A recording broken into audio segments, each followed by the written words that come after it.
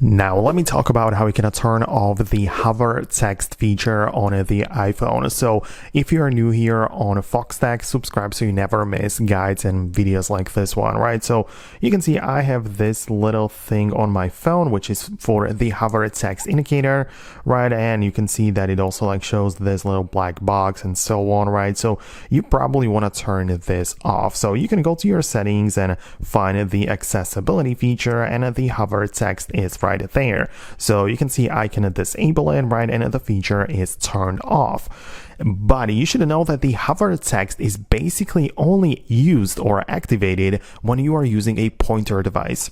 So if you would connect a mouse to your phone and control it through the mouse, or a lot of people use the trackpad, right? So yeah, I've shown you in my previous videos exactly how it works, and I connected it and showed you exactly how it works. But yeah, you can turn it off, and the hover text is basically this.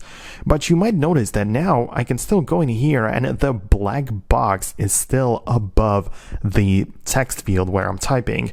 The reason is that this is not necessarily hover text, but hover typing. So inside of the settings, inside of the very same section, accessibility and hover text, even though we have the thing turned off at the top, we also need to pay attention to the hover typing at the bottom, and similarly disable it with the toggle like this. We get a pop-up confirming it, and now you can see I can type in it normally and nothing really gets shown in the black box above it. So yeah, that's how it works. If you are interested in the hover text feature with the trackpad, check out the link to that video. I'm gonna link it in the description somewhere.